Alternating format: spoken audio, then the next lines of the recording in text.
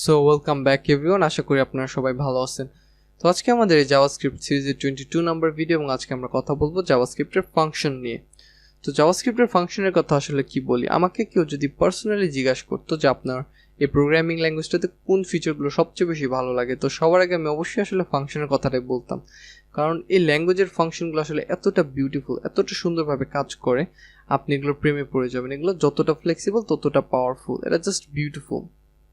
And জাভাস্ক্রিপ্টকে আসলে এত দূর নিয়ে আসার ক্ষেত্রে জাভাস্ক্রিপ্টের ফাংশনের অবদানটা অনেক, এগুলো খুবই বিউটিফুল।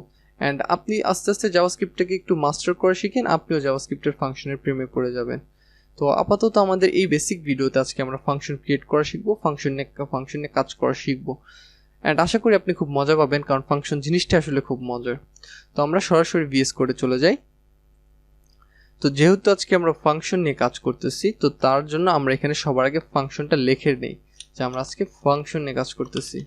আচ্ছা, এটাকে সেভ করলাম। এখন আমরা এটাকে ব্রাউজার ওপেন করি, কারণ আমাদের কোডের আউটপুট দেখার জন্য আমরা কনসোল কি ইউজ করব। এটাকে ক্রস করে দিলাম। আচ্ছা, ইন্সপেক্ট করি, কনসোলটাকে ওপেন করলাম অ্যান্ড এইভাবে রাখলাম। এটা একটু ছোট করলাম, এটাকে একটু ছোট করলাম অ্যান্ড এটাকে একটু বড় করি। আচ্ছা ঠিক আছে, পারফেক্ট। অ্যান্ড সেভ করি সব কিছু। এখন আমরা ফাংশনকে একটু অন্যভাবে বোঝার চেষ্টা করি। তো সর্বপ্রথম আমি একটা এক্সাম্পল দেখাই, প্র্যাকটিক্যাল। তো আমরা যদি একটা কনসোল ডট লগ এখানে যদি লিখি সামথিং, আচ্ছা স্পেলিংটা একটু মিস্টেক হয়েছে, সমস্যা নাই। আচ্ছা, এটা যদি রিলোড দিই, দেখেন আমরা কিন্তু এই মেসেজটা পাইতেছি। তো এটা আমরা জানি, আমরা যদি এভাবে কনসোল লগ লিখি সেটা আসলে কনসোলে প্রিন্ট হয়। এখন এটা আমরা একটা ফাংশনের ভিতরে লিখব।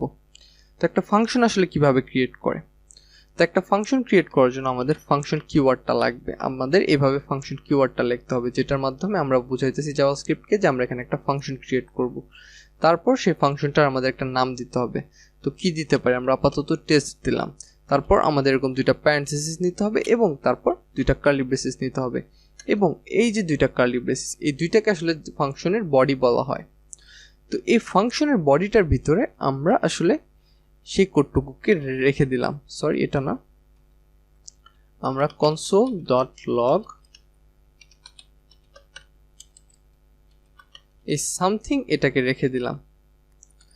তো এটা কি হওয়া উচিত, কনসোলে প্রিন্ট হওয়া উচিত, তাই না? এটাকে সেভ করি অ্যান্ড এখন যদি রিলোড করি, কই আমাদের তো এটা এখন আর কনসোলে প্রিন্ট হলো না এবং আমাদের কোনো এররও দেয়নি, দেখেন। তো তাহলে আমাদের আউটপুটটা দিল না কেন? তো ফাংশনের স্পেশালিটিটা আসলে এইটা, যে ফাংশন সে পর্যন্ত কাজ করে না যে পর্যন্ত আমরা ফাংশনকে ইনভোক না করতেছি, ফাংশনকে আমরা কল না করতেছি। মানে ব্যাপারটা হলো এরকম যে আমরা যে পর্যন্ত ফাংশনকে কল না করব সে পর্যন্ত জাভাস্ক্রিপ্ট আসলে এই যে দুইটা কার্লি ব্রেসিস আছে, এটাকে বলা হয় ফাংশনের বডি। ফাংশনের বডিটাকে সে পর্যন্ত পড়বে না, এক্সিকিউট করবে না যে পর্যন্ত আমরা ফাংশনকে কল না করব। তো একটা ফাংশনকে কিভাবে কল করা হয়, তো একটা ফাংশনকে কল করার জন্য আপনাকে জাস্ট এই ফাংশনটার নাম লিখতে হবে এবং দুইটা প্যারেন্থেসিস দিতে হবে। এখন এভাবে সেভ করে রাখলাম অ্যান্ড যদি এখন রিলোড দিই, দেখেন এই কোডটুকু কিন্তু ঠিকই কাজ করতেছে। সো এবার যেহেতু আমরা ফাংশনটাকে ইনভোক করছি, এই কারণে জাভাস্ক্রিপ্ট আসলে এইটুকুকে এক্সিকিউট করছে। তো ফাংশন এই কারণে আসলে স্পেশাল, যে ফাংশন যে পর্যন্ত কল না করা হয় ফাংশন সে পর্যন্ত আসলে এক্সিকিউট হয় না। আচ্ছা, আমরা একটা এক্সাম্পল দেখতে পারি, প্র্যাকটিক্যাল, যে ফাংশনের একটা ইউজ কেস দেখতে পারি। আপনার যদি মনে থাকে, আমরা কিন্তু একটা ইভেন্ট সম্পর্কে জেনেছিলাম। আমরা অন ক্লিক ইভেন্ট দেখেছিলাম, যেটার মাধ্যমে আমরা একটা HTML এর সাথে ঘটা কোনো কিছুকে ধরে আমরা সেটার একটা রিয়াকশন করতে পারতাম। তো আজকে আমরা সেই এক্সাম্পলটাকে ফাংশনের মাধ্যমে করব। তো তার জন্য ফার্স্ট অফ অল আমাদের একটা বাটন নিতে হবে। তো আমি এখানে একটা বাটন নিলাম। তো সেই বাটনটার ভিতরে আমি একটা ক্লিকমি রাখবো, ক্লিকমি লেখা, অ্যান্ড এটার আমি একটা আইডি দিয়ে, সরি আইডি নেই, এটা আমার আইডি দিতে হবে না, আমি সরি। এখন একটা ডিভ নিতে পারি আমি, যে ডিভটার ভিতর আমি একটা আইডি রাখতে পারি, ব্যাকগ্রাউন্ড, ও সরি।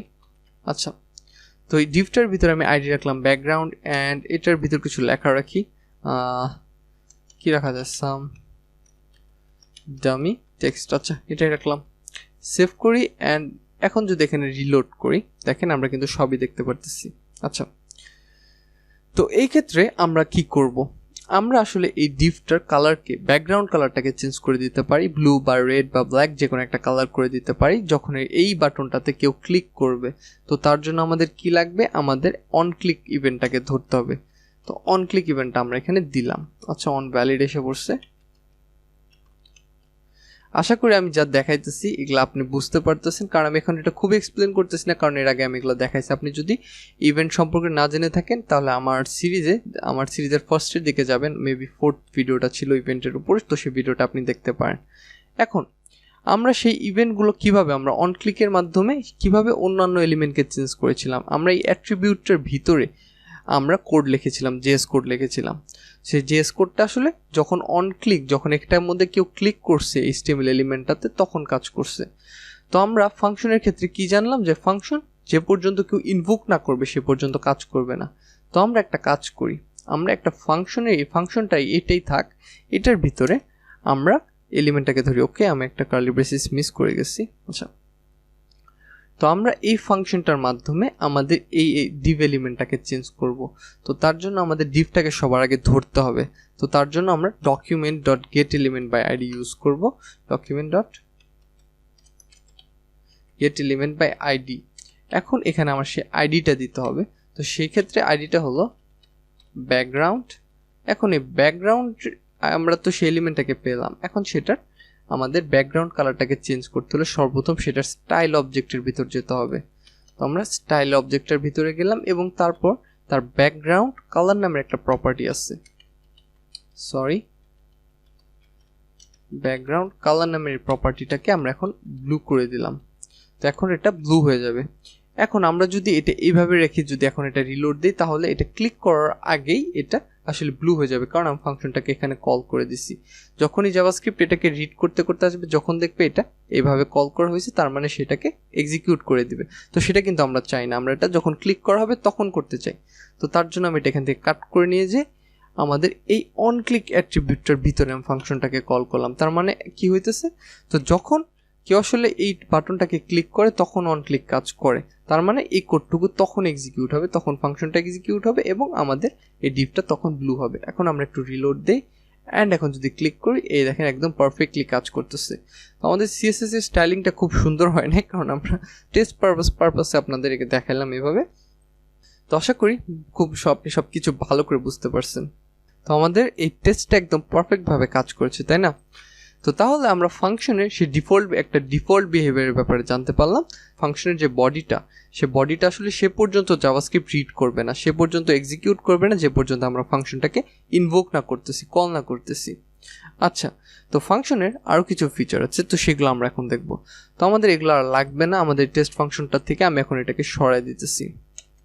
আচ্ছা, তো সরাই দিলাম। আচ্ছা, একটা কাজ করে আমার HTML-গুলোকে আমি সরাই দিয়ে এগুলো আমার লাগবে না। আমি আশা করি এক্সাম্পলটা আপনি খুব ভালো করে বুঝতে পারছেন। আচ্ছা, সেভ করে নিলাম। এখন আমাদের টেস্ট ফাংশনটার ভিতরে এই যে দুইটা প্যারেনথেসিস আছে এবং আমরা যখন কল করি টেস্ট, এভাবে যে দুইটা প্যারেনথেসিস দিয়ে আমরা কল করি, তো এগুলো আসলে পুরোটা আসলে সিনট্যাক্সের ব্যাপার, এখানে আসলে বোঝার খুব একটা কিছু নেই। তারপরও এই দুইটা প্যারেনথেসিসে একটা রিজন আছে, সেটা হলো আমরা এখান থেকে একটা আর্গুমেন্ট পাস করি এবং এখানে একটা প্যারামিটার রিসিভ করি। তো সেইটা আবার কি, আর্গুমেন্ট কি আবার প্যারামিটার কি, তো সেটা আমি আপনাকে দেখাই প্র্যাকটিক্যালে।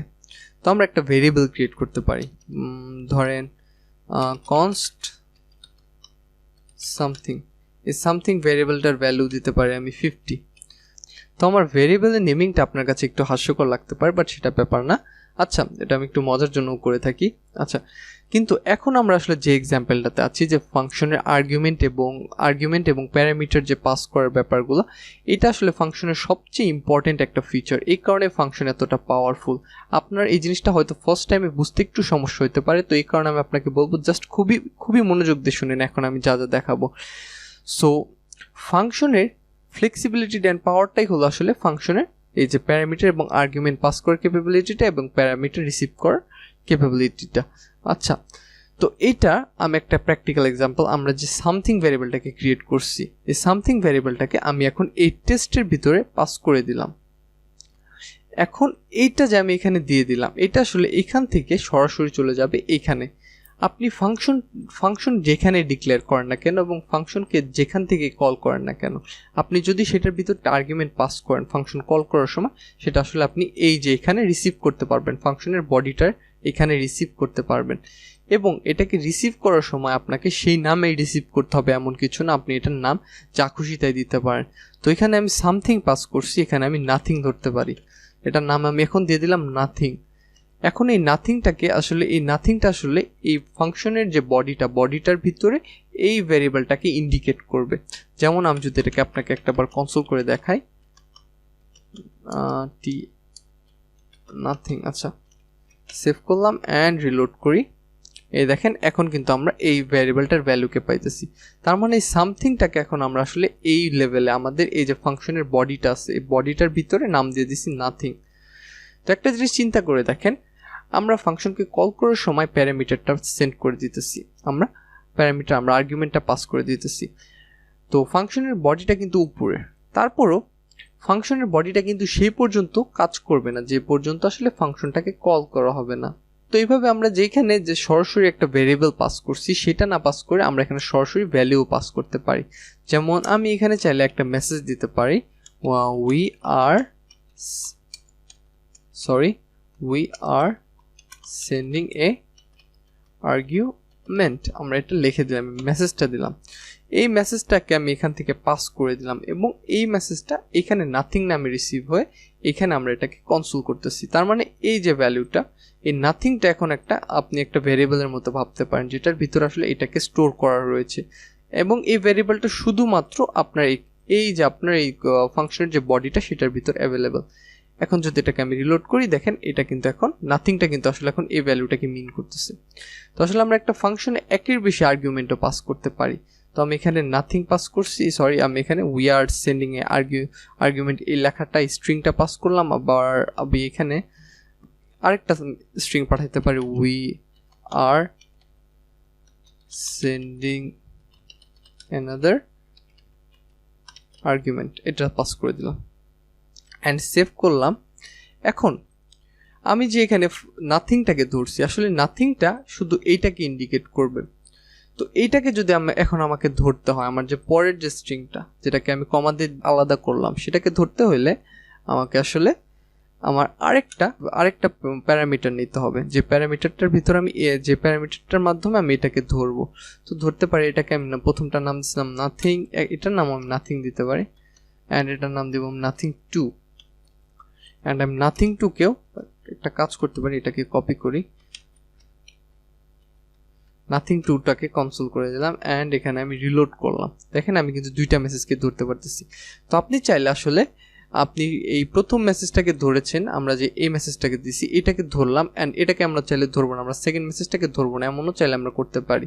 তো আমি এটাকে যদি রিমুভ করে দেই অ্যান্ড এটাকে যদি আমি কেটে দেই নেক্সট কনসোলটাকে, লাস্ট কনসোলটাকে, অ্যান্ড যদি এটাকে আমি রিলোড করি, দেখেন তারপর স্টিল আমাদের ফাংশনটা সব কিছু ভালোভাবে কাজ করতেছে। তো চাইলে আমরা একটা আর্গুমেন্ট পাস করছি বলে আমাদের ধরতে হবে এমন কিছু না, আমরা চাইলে নাও ধরতে পারি। আচ্ছা, বাট এখানে একটা ব্যাপার আছে, আমরা যে এখানে আর্গুমেন্টগুলো পাস করছি সে আর্গুমেন্টগুলোর ভিতরে আমাদের সিকোয়েন্স বাই সিকোয়েন্স ধরতে হবে। তো ফাংশনের আর্গুমেন্ট পাস এবং প্যারামিটার রিসিভের ব্যাপারটা আমি মনে করি আপনি বুঝতে পারছেন এখন ভালো করে। আর যদি না বুঝে থাকেন ভিডিওটা একবার রিপিট করবেন অ্যান্ড আমি আশা করি আপনি বুঝতে পারছেন। তো ফাংশনের ব্যাপারে মোটামুটি যা যা ছিল সবই তো দেখলাম। তারপরে যদি আমরা একটু রিক্যাপ করি, ফাংশনের যে বডিটা সেটা আসলে সে পর্যন্ত এক্সিকিউট হবে না যে পর্যন্ত আসলে আমরা ফাংশনকে কল না করতেছি, ফাংশনটাকে ইনভোক না করতেছি। অ্যান্ড আমরা ফাংশনের ইনভোক করার সময় আমরা সেখানে আর্গুমেন্ট পাস করে দিতে পারি, যেটাকে আমরা প্যারামিটার হিসাবে ফাংশনের বডির ভিতর রিসিভ করতে পারি।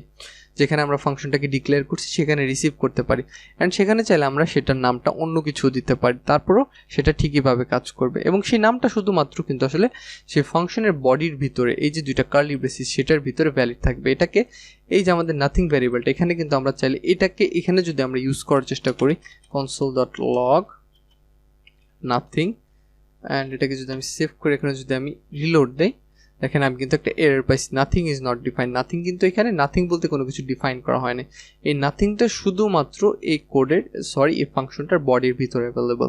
তো এটা আপনাকে খেয়াল রাখতে হবে। অ্যান্ড আপনি চাইলে একটা ফাংশনের ভিতর প্যারামিটার কি আর্গুমেন্ট সেন্ড করতে পারেন, বাট সেই আর্গুমেন্টটা আপনি নাও রিসিভ করতে পারেন, নাও ইউজ করতে পারেন, এটা আপনার ব্যাপার। তো ফাংশনের ব্যাপারে মোটামুটি সিম্পলভাবে এইটুকুই ছিল। তো আশা করি যা যা দেখাইলাম সবই আপনি ভালো করে বুঝতে পারছেন। তো যদি ভিডিওটা ভালো লেগে থাকে, যদি আমাদের ভিডিওটা থেকে আপনি কিছু শিখে থাকতে পারেন, তাহলে আমাদের একটা কমেন্ট করে জানাবেন। তো এই ভিডিওতে এই পর্যন্তই থাকতেছে, দেখা হবে নেক্সট ভিডিওতে নতুন কোনো টপিক নিয়ে।